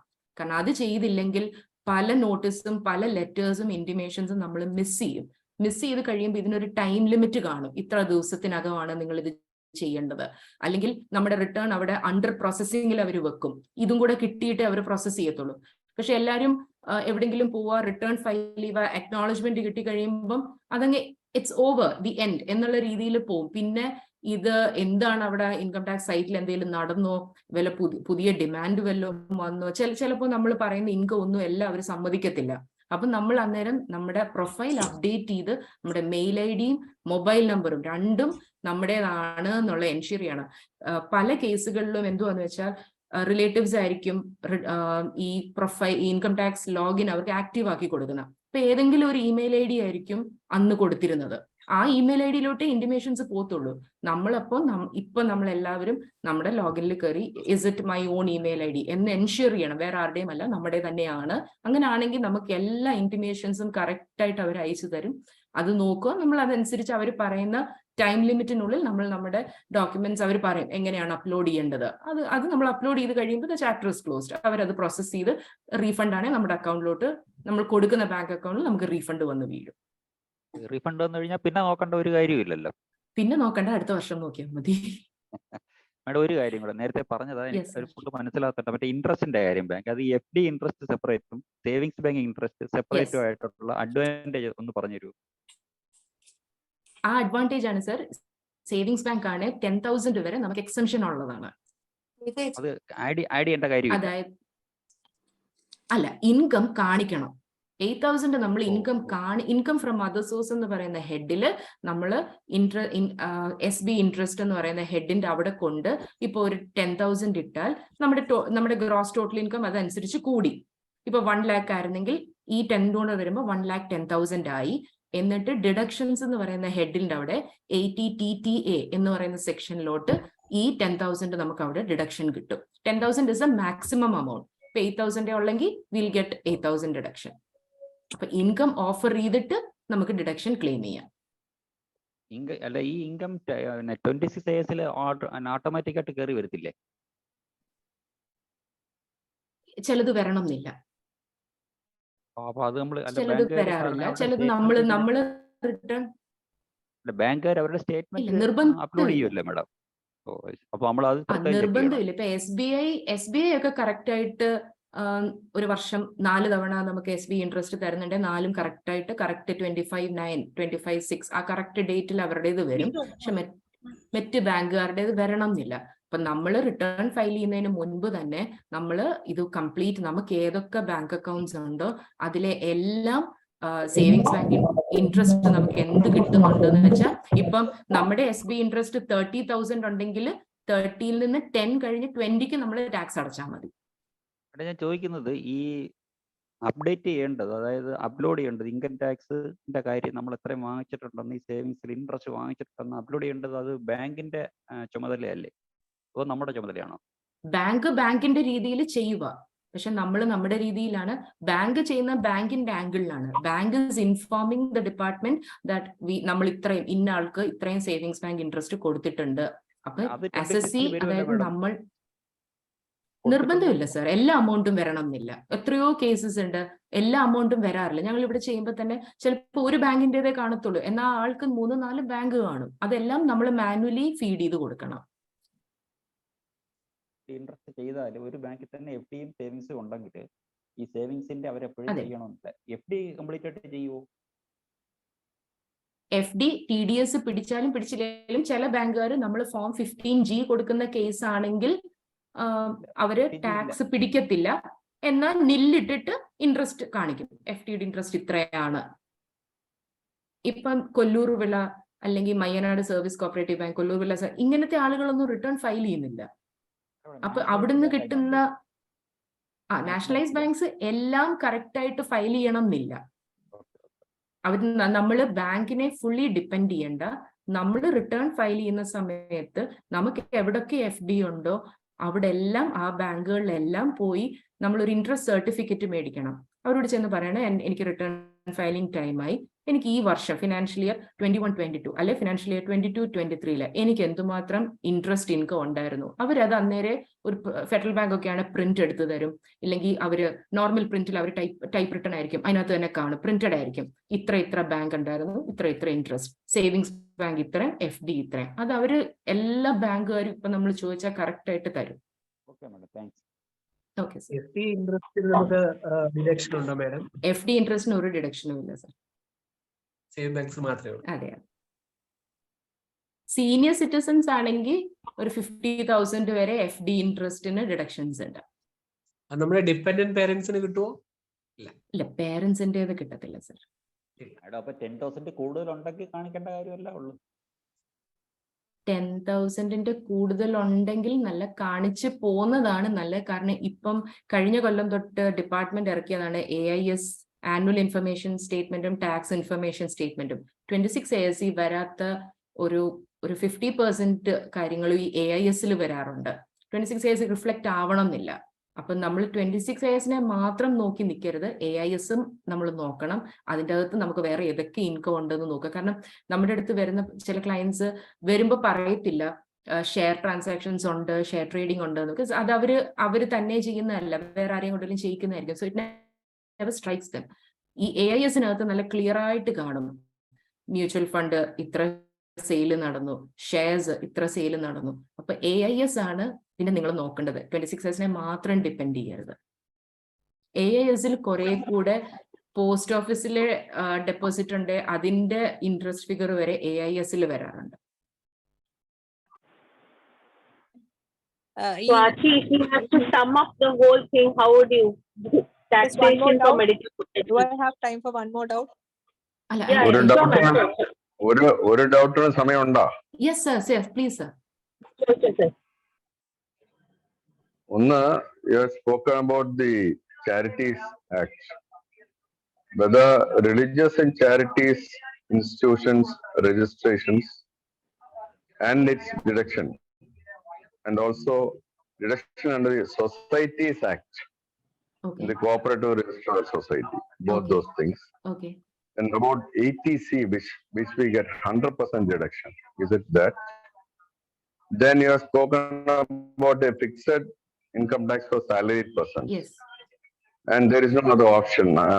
Whether I am right in saying that the salaried person can opt for all deductions like newspapers, he can have an attendant in his clinic, he can opt for a driver, he can opt for petrol.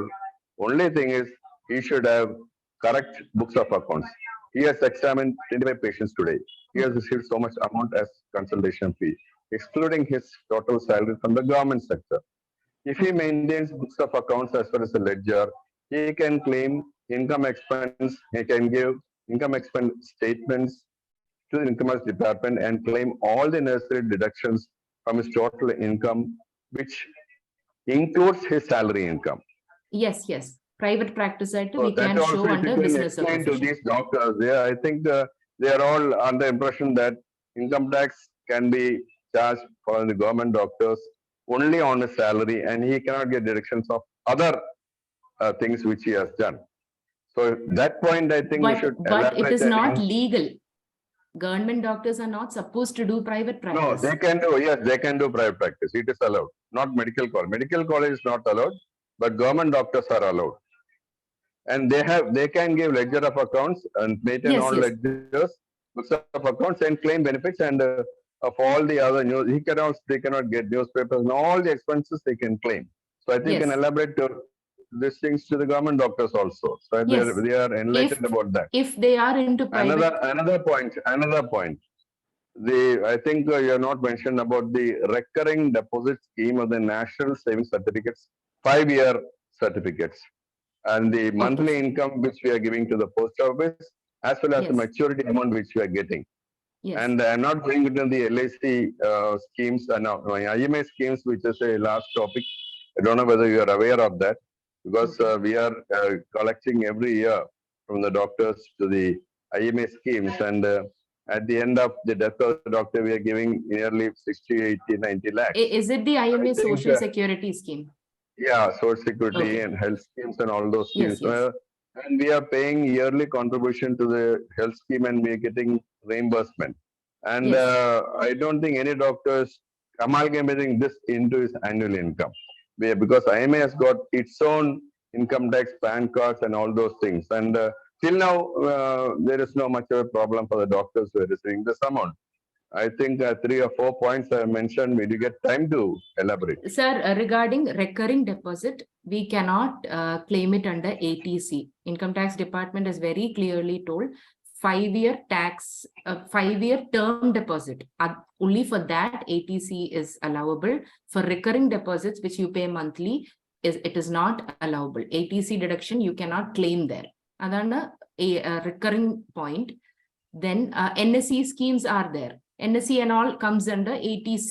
ATC more than 20 heads are ATC. Public Provident Fund, National Pension Scheme, Premium Paid, Equity Linked Savings Scheme. Tuition fees, Suganya Samriddhi, they all come under ATC minus that recurring deposit. Recurring deposit will not be taken for ATC deductions. That's claim ചെയ്യാൻ പറ്റില്ല. പിന്നെ sir പറഞ്ഞത് for those who are into private practice, കുറച്ച് amount കിട്ടുന്നുണ്ടെങ്കിൽ they have to maintain proper books of accounts, and then they can. കുറച്ച് amount അല്ല, സാലറിയുടെ 10 times കിട്ടുന്ന doctors ഉണ്ട്. അപ്പൊ അതിന്റെ എങ്ങനെയാണ് നമ്മളത് വൈറ്റ് ആക്കുക എന്നുള്ളതാണ് നമ്മുടെ ആഗ്രഹം, അതല്ലേ ഉള്ളൂ. ആ amount വൈറ്റ് ആക്കുമ്പോ ആൻഡ് വൈറ്റ് ആക്കാൻ വേണ്ടി actually you should have white money. അപ്പൊ അത് വൈറ്റ് ആക്കുന്നതിന് കൂട്ടത്തിൽ how much deductions we can get. I think അതിന് നല്ലൊരു ഡിസ്കഷൻ തന്നെ വേണം. So it is better that ഒന്നെങ്കിൽ ഒരു ദിവസം വിളിച്ച് സംസാരിച്ച് വിൽ ടോക്ക് ഇൻ പേഴ്സൺ, നല്ല ഡീറ്റെയിൽഡ് ആയിട്ട് അതിനെക്കുറിച്ച് സംസാരിച്ച് തന്നെ ചെയ്യണം. ഒരു കൺസൈസ് ആയിട്ട് പറയുകയാണെങ്കിൽ ഈ നല്ല എമൗണ്ട് കിട്ടുന്നത് അക്കൗണ്ടിൽ കൂടാണ് വരുന്നതെങ്കിൽ ഒരു കുഴപ്പമില്ല. അക്കൗണ്ടിൽ വന്നത് നമുക്ക് കറക്റ്റ് ആയിട്ട് കാണിച്ച് എക്സ്പെൻസ് ക്ലെയിം ചെയ്ത് പോവാൻ നമുക്ക് ചെയ്യാൻ പറ്റും. But I was under the impression that government doctors are not into private practice. So that is why I didn't touch that topic at all. Illa. See, there are so many doctors who are giving the income from private. Because I am a person from the right from the day one, from 1981, I am giving a statement under the head income from other sources, income from private practice. So in the earlier Income from private practice, other sources income from private practice. Okay, that comes under business. Department. Showing the department. And first 5 years, I needn't pay income tax for the salary which I was drawing. The salary was so low and the slab was high. But right from day one, I used to pay taxes, showing this income from private practice. So that the amount of white money which we could generate is a huge amount. Yes. And many of the doctors are not aware. And so much fixed deposits also can be given. We can buy land, car, everything is white. So suppose your income at that time in 81, my income was only around 1,200 per month. Okay. But the income slab was nearly 2 lakhs or around 1.5 lakhs. So to reach that slab, I could show income from private practice and make up the amount as white money from private practice. So a huge amount. It was a huge amount right from day one. And I got the advantage of that. This was given to me by the chartered accountant of that time. So you please show your income because the slab is so much. And till you reach the slab, you pay at least about 1,000 rupees income tax, or at least 500, so that you can reach that slab. And you are generating so much white money, wherein you can deposit in the bank and you can get reduction of that in FD interest also. So we have double benefits. Yes. So that is double benefit for the doctors. So these things you should just elaborate and tell all the doctors. But right now, like you said, I was not aware of this, that whether government doctors could actually do private practice.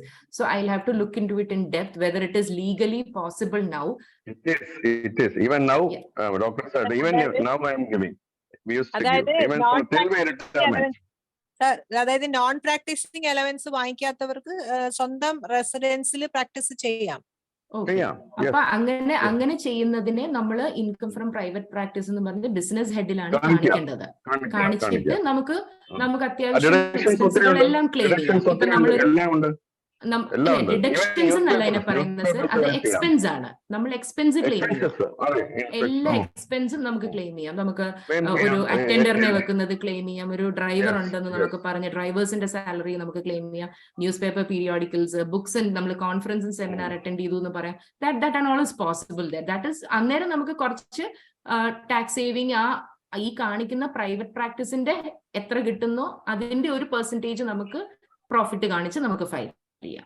ഇടയ്ക്ക് ഒരു doctor ചോദിച്ചു ഇത് കിട്ടുക, അപ്പൊ you told that it is not possible. ഞാൻ government doctors എന്നുള്ള ആംഗിളിലായിരുന്നു ഞാൻ സംസാരിച്ചത്. അപ്പൊ ആ ഡോക്ടർക്ക് ഒന്നുകൂടെ എൻലൈറ്റൻ ചെയ്താൽ he can get lots of white money out of this. He can convert the black in white. Because private practice ഇപ്പം ഒരു ദിവസം 10,000 രൂപ കിട്ടുന്നവരുണ്ട്, 20,000 കിട്ടുന്നത്. They can show at least 5,000. Yes. I have received 5,000 today as my private. You can show. And you can maintain ledger. നല്ല ledger provided all these receipts are with you. പേര് മാത്രം മതി. പേരും അമൗണ്ട് മാത്രം എഴുതിയാ, വേറെ ഒന്നും വേണ്ട. അവർക്ക് ഒരു ഫിഗർ വേണ്ടേ, ഒരു ഇത് വേണ്ടേ. അത് ചെയ്തിട്ടുള്ള കാര്യം, അതുകൊണ്ടാണ് ഞാൻ ഈ പറഞ്ഞത്.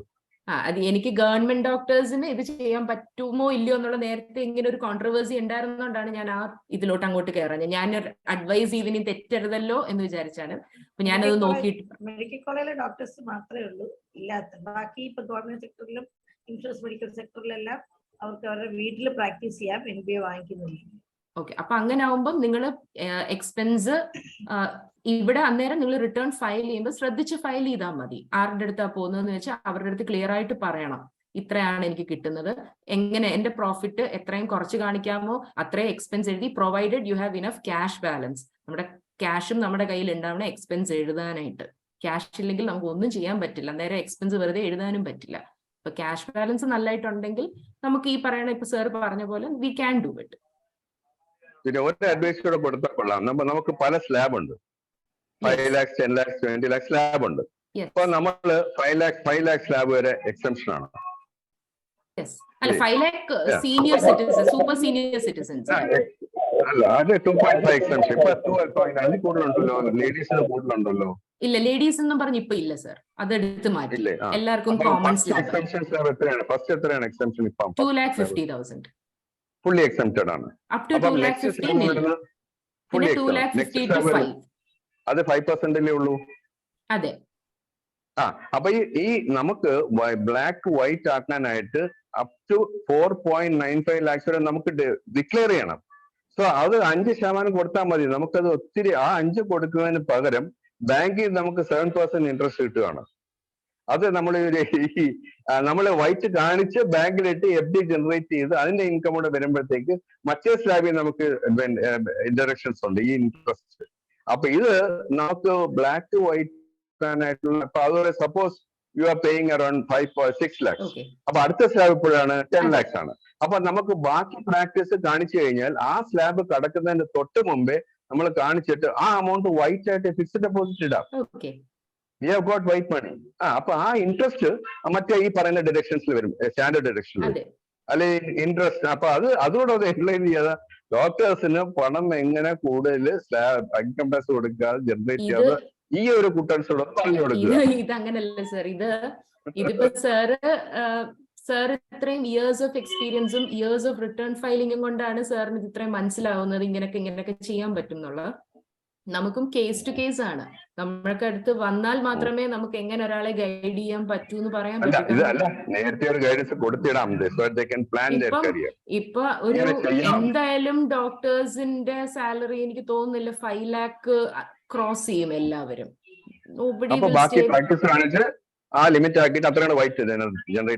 അതെ, ആരും 5 ഇപ്പോഴത്തെ ഒരു കാലത്തിൽ anyway they will cross 5, definitely they will cross 5 and 10 ഒക്കെ എല്ലാവരും എത്താറുണ്ട്.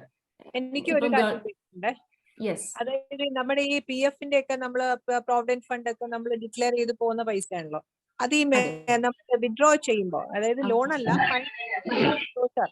ഫൈനൽ ക്ലോഷർ, അതിപ്പം ചിലപ്പോൾ യങ്സ്റ്റേഴ്സ് ഇപ്പം ജോലി ജോയിൻ ചെയ്തിട്ട് അവർ ആ ജോലി വിട്ടു പോകുമ്പോൾ they tend to close the amount and they receive. അപ്പൊ അത് ഈ PF ക്ലോഷർ എമൗണ്ട് ഇൻകം ആയിട്ട് വരുമോ? ഇല്ലല്ല, PF ക്ലോഷർ ഇസ് എക്സെപ്റ്റ്. അതിന്റെ അതിൽ നിന്ന് കിട്ടുന്ന ഇൻട്രസ്റ്റും എക്സെപ്റ്റ് ആണ്, ക്ലോഷറും എക്സെപ്റ്റ് ആണ്.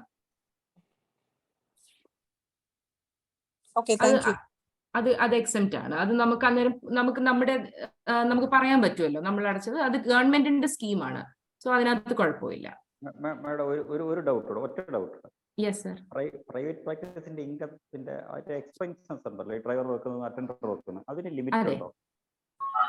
അല്ല, അത് നമുക്ക് ലിമിറ്റ് എന്ന് പറയാൻ പറ്റത്തില്ല. നമുക്കിപ്പം ഒരു 10 ലക്ഷമാണ് നമ്മൾ പ്രൈവറ്റ് പ്രാക്ടീസ് കാണിക്കുന്നതെങ്കിൽ നമ്മൾ എത്ര പ്രോഫിറ്റ് കാണിക്കാൻ ഉദ്ദേശിക്കുന്നു, how much tax we are ready to pay, അങ്ങനെയാണ്. പിന്നെ provided we have sufficient cash balance, നമ്മൾ അതിന് എക്സ്പെൻസ് ക്ലെയിം ചെയ്യുക. അതിനൊരു ലിമിറ്റ് എന്ന് പറയാൻ പറ്റത്തില്ല. ഒരു ഫ്ലാറ്റ് റേറ്റ് ഇല്ല അവിടെ. പിന്നെ ഈ പറഞ്ഞ പ്രിസംപ്റ്റീവ് ടാക്സേഷൻ എന്നും പറഞ്ഞ് ഇതൊന്നും ചെയ്യാതെ ഒരു 44 ADA എന്ന് പറഞ്ഞൊരു സെക്ഷൻ ഡിപ്പാർട്ട്മെന്റ് ലോഞ്ച് ചെയ്തായിരുന്നു. അതൊരു 3 years ആയി, 3 or 4 years. 44 ADAക്കകത്താണ് ഫ്ലാറ്റ് 50%, ബുക്സും വേണ്ട, ഒന്നും വേണ്ട. 10 ലക്ഷമാണ് നിങ്ങളുടെ സാലറി എങ്കിൽ മൊത്തം 5 lakh ഡിക്ലെയർ ചെയ്യുക, റിട്ടേൺ ഫയൽ ചെയ്യുക. അതിനായിരുന്നു ആ സെക്ഷൻ കൊണ്ടുവന്നത്. അന്നേരം നമ്മൾ ഇതൊന്നും മെയിൻറ്റെയിൻ ചെയ്യേണ്ട, ഡിപ്പാർട്ട്മെന്റ് നമ്മളോട് ചോദിക്കത്തുമില്ല നമ്മുടെ കയ്യിലെല്ലാം ഉണ്ടോ എന്നുള്ളത്. അതിന് പക്ഷേ എത്ര ലിമിറ്റ് ഉണ്ട്? ഇൻകം എത്ര വേണ്ടി വരും? 50 ലക്ഷത്തിൽ താഴെയാണെങ്കിൽ നമുക്ക് 50% അല്ലെ അതിൽ കൂടുതൽ കാണിക്കാം. 50-ൽ താഴോട്ട് പോകാൻ പറ്റില്ല. 50%-ൽ കൂടുതൽ, 50% ഓർ മോർ ദാൻ 50 നമുക്ക് ഡിക്ലെയർ ചെയ്യാം. 50 lakhs 50 lakh കൂടുതൽ ഇൻകം വന്നോ നമ്മൾ ടാക്സ് ഓഡിറ്റിന് നമ്മൾ ആയി കഴിഞ്ഞു. ടാക്സ് ഓഡിറ്റ് എന്ന് പറഞ്ഞാൽ അന്നേരം നമ്മൾ അക്കൗണ്ട്സ് നമ്മുടേത് ഓഡിറ്റഡ് ആയിരിക്കണം. ഓഡിറ്റിങ്ങിന്റെ പ്രോസസ് എന്ന് പറഞ്ഞാൽ നമ്മുടെ ബാങ്ക് സ്റ്റേറ്റ്മെന്റ്സ്, നമ്മുടെ എല്ലാം കംപ്ലീറ്റ്, നമ്മൾ എന്തൊക്കെ നമ്മൾ ഫിനാൻസ് റിലേറ്റഡ് ചെയ്യുന്നുണ്ടോ അതെല്ലാം ചാർട്ടേഡ് അക്കൗണ്ടന്റിനെ കൊടുത്ത് that person will prepare P&L balance sheet എല്ലാം ഉണ്ടാക്കി ഒരു ഫോം 3CD എന്ന് പറയുന്ന ടാക്സ് ഓഡിറ്റ് റിപ്പോർട്ട് ഉണ്ട്. അതൊരു 25-30 പേജസ് കാണും. അതിലെല്ലാം കംപ്ലൈ ചെയ്ത് ഡിപ്പാർട്ട്മെന്റിനെ അറിയിക്കും. അങ്ങനെയാണ് അത് ചാർട്ടേഡ് അക്കൗണ്ടന്റ് സൈൻ ചെയ്യുന്നതാണ്. That I have audited this persons statement എന്നുള്ളത്.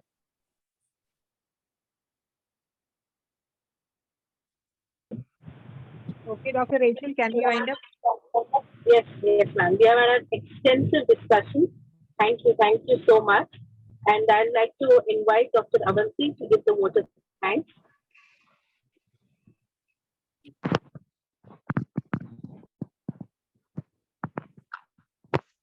Hello. Avanti, Dr. Sudarshan was there, I think. Sudarshan sir ഉണ്ടായിരുന്നല്ലോ. ഉണ്ടായിരുന്നു മാഡം. സുദർശനൻ sir. സാറിനെ ഇൻവൈറ്റ് ചെയ്ത് സാർ ഇപ്പൊ ടോക്ക്. ഓക്കെ. ഇതില് പ്രത്യേകിച്ച് ഡൗട്ടൊന്നുമില്ല. ഞാൻ ഡൗട്ടിന്റെ അല്ല, ഞാനൊരു ഈ പ്രിസംപ്റ്റീവ് ടാക്സേഷനിൽ വന്നപ്പോൾ ഡോക്ടറെ സംബന്ധിച്ചിടത്തോളം വളരെ അഡ്വാൻറ്റേജസ് ആണത്. അതായത് നമുക്ക് നേരത്തെ ഉണ്ടായിരുന്നതിന്റെ പകുതി മതി. ഇപ്പോൾ നമുക്ക് 15 lakhs നമുക്ക് ഉണ്ടായിരുന്നില്ല, അതിന്റെ പകുതിക്ക് നമുക്ക് കൊടുത്താൽ മതി. പ്രിസംപ്റ്റീവ് ടാക്സേഷന്റെ ഏറ്റവും വലിയ അഡ്വാൻറ്റേജ് അതാണ്. അത് മാത്രമല്ല നമുക്ക് ഡയറക്ഷൻ എല്ലാം കിട്ടുകയും ചെയ്യും. പിന്നെ നേരത്തെ ചോദിച്ചൊരു ചോദ്യമുണ്ട്, അതായത് നമ്മൾ പെൻഷനേഴ്സ് എല്ലാവരും അവര് ഏതെങ്കിലും ഹോസ്പിറ്റലിൽ വർക്ക് ചെയ്യുമായിരിക്കും അല്ലേ? അപ്പം പെൻഷനേഴ്സിന്റെ അത് പ്രത്യേകവും അത് ഈ ഹോസ്പിറ്റലിൽ വർക്ക് ചെയ്യുന്ന ഭാഗം നമുക്ക് പ്രിസംപ്റ്റീവ് ആയിട്ടും കാണിക്കും. അങ്ങനെയാണ് എല്ലാവരും ചെയ്യുന്നത്. ഞാനൊക്കെ അങ്ങനെയാണ് ചെയ്യുന്നത്. അതായത് നമ്മുടെ പെൻഷൻ കിട്ടുന്ന ഭാഗം നമുക്ക് ട്രഷറിൽ നിന്നാണല്ലോ തരുന്നത്. അത് ഡയറക്റ്റായിട്ട് പോകും. നമ്മൾ സാധാരണ ഫോം 1 കൊടുക്കുന്നതാണ് ഫോം 4 കൊടുക്കണം എന്നുള്ളതേ ഉള്ളൂ. അത് ഫോം 4 രണ്ടും കൂടെ കൊടുക്കാം. പക്ഷെ അതിൽ നമ്മൾ കാണിക്കുന്ന ഇൻകം, അതിൽ വരുന്ന അതിൽ കിടക്കുന്ന ഇൻകം രണ്ടായിട്ടായിരിക്കും കാണിക്കുന്നത്. നമ്മുടെ ബാക്കിയുള്ള ഭാഗം, അതായത് നമ്മുടെ പ്രൈവറ്റ് ഹോസ്പിറ്റലിൽ വർക്ക് ചെയ്യുന്നത് നമ്മൾ പ്രിസംപ്റ്റീവ് ആയിട്ട് ചെയ്യാൻ പറ്റും. Okay, sir. Thank you for joining us, sir. Thank you so much. Thank you, sir. Bindu, ആച്ചിയുടെ നമ്പർ ഒന്ന് ഷെയർ ചെയ്ത്. യെസ് ഞാനത് ചാറ്റിൽ ഒരാൾ ചോദിച്ചു. Okay. Dr. Avanti. Okay, madam. On behalf of WDW IMA Desinganad, I would like to thank Aachi Sam madam for conducting a very good seminar on the relevant topic, taxation for medical professional. It was a very informative session. Thank you so much, madam, for clearing our doubts. Thank you, madam. Thank you so much. And I feel privileged to be a part of this webinar, to be addressing. ഞാൻ എല്ലാം address ചെയ്തില്ലെങ്കിലും to my എൻ്റെ ബെസ്റ്റിന് ഞാൻ കുറേയൊക്കെ address ചെയ്യാൻ ഞാൻ നോക്കിയിട്ടുണ്ട്. ഇനി എന്തെങ്കിലും ഉണ്ടെങ്കിൽ പ്ലീസ് കോൺടാക്ട് മീ. എൻ്റെ കോൺടാക്ട് നമ്പർ ഞാൻ ചാറ്റിൽ ഇട്ടിട്ടുണ്ട്.